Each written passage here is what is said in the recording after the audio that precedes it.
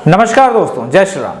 इसके पहले कि कुछ लोग आकर के कहें अभिषेक तिवारी जिहाद के नाम पे नफरत फैला रहा है, आप लोग सुनिए केरल के गवर्नर साहब आरिफ मोहम्मद खान साहब को। वो देवबंद क्या जिहाद के मायने भारत में, हिंदुस्तान में बताता है।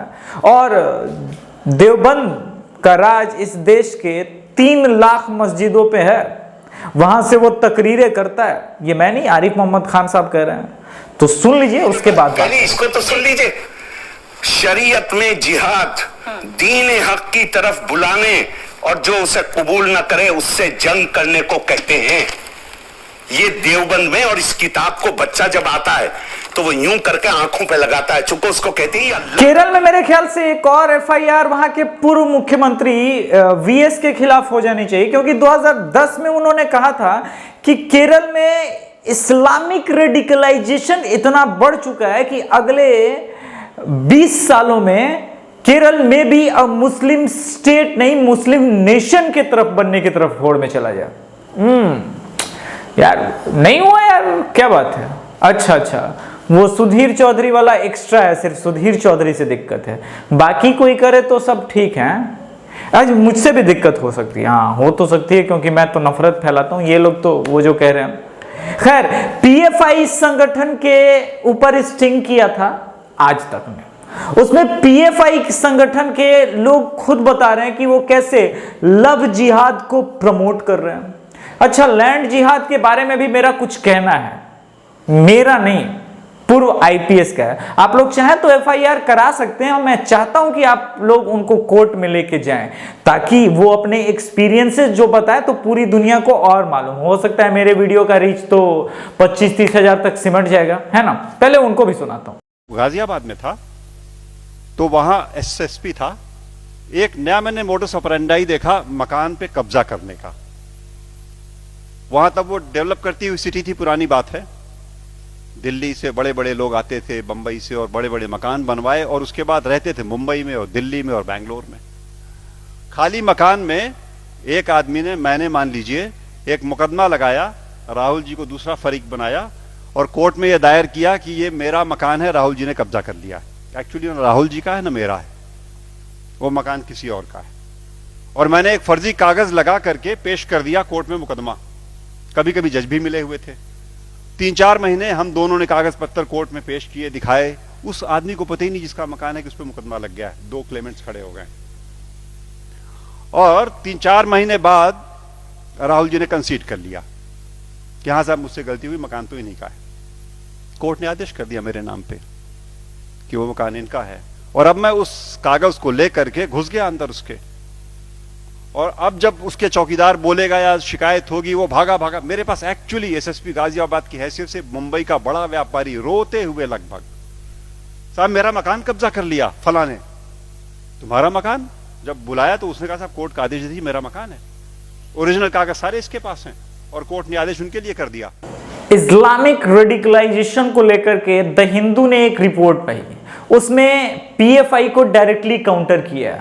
अब यार एक एफआईआर तो इसके खिलाफ भी बनता है, नफरत की बात तो यही कर रहे हैं। और अगर ये तमाम लोग नफरत की बातें नहीं कर रहे हैं और वो सच है, वो तमाम खबरें, तो इन खबरों को कैसे पढ़ा जाए ये मेरे समझ के बाहर है। क्या मैं ये पढ़ूं कि मैसूर में एक लड़की भाग्यश्री को शांति दूत ने मार दिया, और वो केस क्या बनाऊं, सिर्फ मर्डर का, क्योंकि उसमें कन्वर्शन इन्वॉल्व है, और कन्वर्शन के बाद मर्डर है। तो लव जिहाद किसको कहते हैं? जहां आप अपनी पहले आइडेंटिटी छुपाते हैं लड़की से कि आप हिंदू हैं या मुस्लिम हैं, क्रिश्चियन हैं, लेटर ऑन। अच्छा, एक अरेस्ट यार केरल के एक चर्च के खिलाफ होनी चाहिए। केरल के एक चर्च का ऐसा कहना है कि लव जिहाद काफी रियल है, और यही नहीं, इसको आईएएस मॉड्यूल में काफी पॉपुलर बनाया जा रहा है। केरल से लड़कियां लव जिहाद में ट्रैप की जाती हैं और आईएएस ज्वाइन कराया जाता है उनको। हिंदू नहीं है, हाँ, ये केरल की बात है, और केरल के जाने माने पोप ने कही है। मैं दिखा देता हूं साइड में। अब लव जिहाद हो किसको कहते हैं? जहां पे आप अपनी आइडेंटिटी छुपा करके, इस नियत से कि लड़की के धार्मिक अवधारणा को, धार्मिक मान्यताओं को कन्वर्ट कराएंगे अपने रिलीजन में, और प्यार कहां है फिर? बाकी जिहाद पे डिटेल बात तो तब कर लेते हैं जब 1989 में मस्जिदों से अनाउंसमेंट हुआ था और जिहाद की बातें की गई थी, और वो जिहाद के नाम पे कश्मीरी हिंदुओं को मारा गया। 5 लाख से ज्यादा कश्मीरी हिंदू पलायन को मजबूर किए गए। अच्छा, ISIS मॉडल हो या फिर अलकायदा हो, तालिबान हो, इंडियन मुजाहिदीन हो, सिमी हो, ये सब लोग जिहाद की बात करते हैं, और वो उसी जिहाद की बात करते हैं जिस जिहाद की बात आरिफ मोहम्मद खान साहब कह रहे हैं, जो कि देवबंद सिखाता है। अब देवबंद का इस देश में इतना प्रभाव तो है, तो पहले देवबंद के खिलाफ तुम लोग क्यों नहीं यार फतवा जारी करते, अरेस्ट करा रहे हो देवबंद के लोगों को? सबसे पहले तो उनके खिलाफ कार्रवाई होनी चाहिए, क्योंकि रियल नफरत और इस्लाम के नाम पे तमाम तमाशा तो वो कर रहे हैं। आपको पता है कि लश्कर तैयबा का क्या नाम मतलब है? कमाल है, आपको पता होना चाहिए। सारा काम मोहम्मद के नाम पे हो रहा है, जैश ए मोहम्मद। अब यार इतना अपमानित कर रहे हैं वो लोग मोहम्मद को, तो फिर उन पे FIR करो, उनको अरेस्ट कराओ, उनके खिलाफ कार्रवाई करो, उनके खिलाफ बोलो। मगर वहां तो मम मम मम चुप चुप चुप चुप चुप चुप, सेकुलरिज्म, फेडरल स्ट्रक्चर है, यही चीजें तो हो रही है ना देश में। जिस PFI के बारे में इतने सारे कंट्रोवर्शियल चीजें हो, जो PFI हिंदुओं के खिलाफ लगातार इतना सारा कार्य करती है, वहां पे भारत के उपराष्ट्रपति हामिद अंसारी उसके मीटिंग में जाते हैं। फिर कुछ साल बाद वही हामिद अंसारी साहब जब उपराष्ट्रपति पद से उतरते हैं तो कहते हैं कि भारत में फेडरल स्ट्रक्चर तोड़ा जा रहा है, माइनॉरिटी में, मतलब माइनॉरिटी में तो सिर्फ मुसलमान ही आते हैं, बट नेचुरल चीज है, तो मुसलमान जो है वो डरे हुए हैं। अब साला एक चीज समझ में नहीं आता, इस देश के हिंदू मतलब सिर्फ मुसलमान ही डरे हैं, सबसे कम पारसी हैं, उनमें से कोई भी डरा हुआ नहीं है। जैन है, जैन मुनि पे केस हो जाता है, क्योंकि जैन मुनि ने इस्लामिक जिहाद और इसके बारे में बात की। यार सबसे कम तो जैन मुनि है, तो जैन मुनि को डर होना चाहिए था हिंदुओं से, पर वो बात कर रहे हैं इस्लामिक जिहाद। क्यों? कुछ समस्या है, कहीं कुछ प्रॉब्लम है आपके जिहाद के? इसी को वैचारिक जिहाद तो कहते हैं। आप कहेंगे, बताएंगे कि जिहाद ये नहीं है, जिहाद अपने अंदर के शैतान को मारना, और आप मार दे रहे हैं केरल में रामालिंगम को। आप बात करते हैं अपने अंदर के शैतान को मारना, और आप गोली चला रहे हैं रामालिंगम पे। आप मैंगलोर में लोगों को मार रहे हैं, आप लव जिहाद कर रहे हैं, आप लैंड जिहाद कर रहे हैं, और ये सारी चीजें हो रही है इस देश में। जहां पे कश्मीर से कश्मीरी हिंदू पलायन करने को मजबूर किए जाते हैं, उसी कश्मीर में रोहिंग्या बसाए जाते हैं, और रोहिंग्या 60,000 नई फसल पैदा करने को तैयार है। यह कमाल की थ्योरी है। मतलब आप सीधे सीधे बात करो इस पे तो तुम कम्युनल हो, तुम हेट स्पीच पैदा करो। अरे जो सच है उसको किस लहजे में बोला जाए? तो खबरों को एनालाइज या समराइज कैसे किया जाए? कुछ इस प्रकार से फिर खबरें बताई जाएंगी। आज रमजान के पाक महीने में भरत यादव नाम के एक काफिर ने रोजेदार से पैसे मांग लिए लस्सी के। इस पे रोजेदार भड़क उठा उस काफिर पे और चाकू दे मारा। इस खबर की हम पुष्टि करते हुए बताते हैं कि इस तरह के काफिर हरकतें ना करें, वरना इस तरह की वारदातें और होती रहेंगी। या फिर खबरों को कुछ बम विस्फोट हो जाए रमजान में तो कुछ यूं एनालाइज किया। आज LED के जहादियों ने भारत के सेना पे लगातार हमला बोला, और इसमें से एक फिदाइन खुद को ब्लास्ट करते हुए 3 जवानों को मार गया।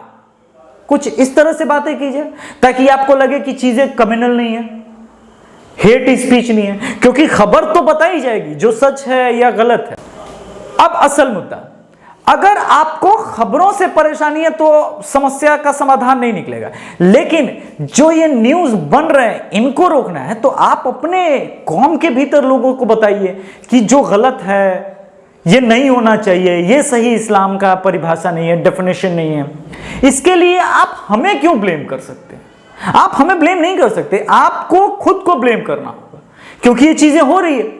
नीरज प्रजापति को मारा गया, भरत यादव को मारा गया, और इसमें कंप्लीटली कम्युनल एंगल्स थे। लव जिहाद, रेप के केसेस। अच्छा, एक दलित बच्ची का हैदराबाद में रेप करता है MIM का। अब इस खबर को मैं कैसे बताऊं कि मतलब उस मुस्लिम ने दलित बच्चे का कैसे रेप किया, इस खबर को मैं कैसे सेकुलर भाव में प्रस्तुत करूं, मुझे समझना है, इस कॉन्सेप्ट को समझना है। कोई ज्ञानी सेकुलर परम आए मुझे बताए कि नहीं भाई देखिए इसमें कुछ यूं बताना था कि था तो वो मीम, लेकिन उसके पीछे मोदी सरकार की हाथ थी और दलित बच्ची का रेप कर दिया, ऐसा कुछ खबर बनाना पड़ेगा। या फिर वही मैथमेटिक्स टीचर वाला लॉ अप्लाई किया जाए, आखिर इसके पीछे कुछ तो कारण होगा, लॉजिक होगा। पूरी दुनिया खबरों को एनालाइज या समराइज उसकी वास्तविकता पे करती है।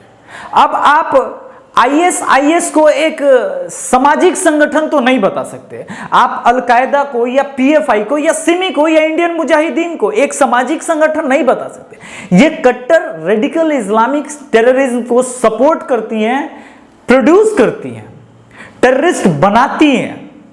तो इन न्यूज को, इन खबरों को कैसे बताया जाए? ये लव जिहाद प्रमोट कर रही है, तो इस तरह के खबरों को कैसे प्रस्तुत करते हैं सुधीर चौधरी? वही उन्होंने किया जो वास्तविकता थी। आप चीजों में कितना बदलाव होता है, आपको एक बात बताता हूं, इस देश में 2 बच्चियों के रेप हुए थे। और रेडिकलाइजेशन किसको कहते हैं? जब कठुआ रेप केस हुआ था, उस रेप केस को इंटरनेशनली काफी प्रमोट किया गया था और अगेंस्ट माइनॉरिटी।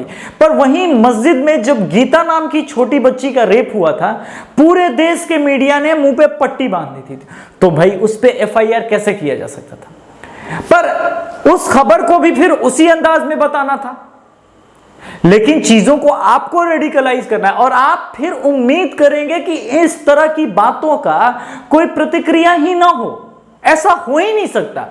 देश में एक सेगमेंट तो होगा जो आपके किए गए कुकर्मों का जवाब पलट के देगा।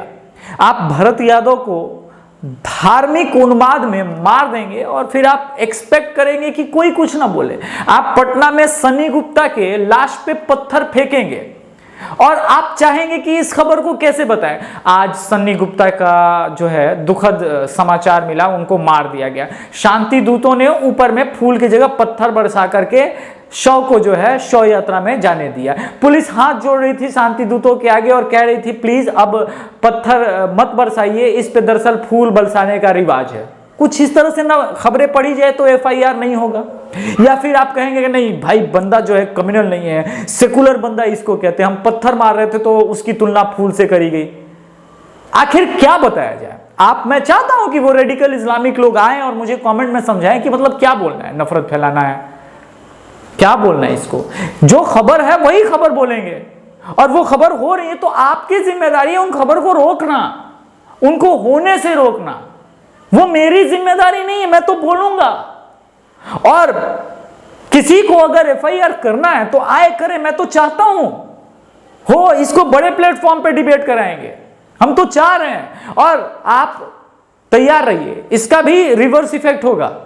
चुन चुन करके अब शांति दूतों पे भी FIR होंगे, क्योंकि हमने पता है कि आपने कितने हमारे देवी देवताओं पे कैसे कैसे कमेंट किए। खुद के पोस्ट निकाल ली जाएंगे, वो सारी पोस्ट जो है वो वहां पे है, मौजूद है गूगल से, आप डिलीट करने के बावजूद हटा नहीं पाएंगे।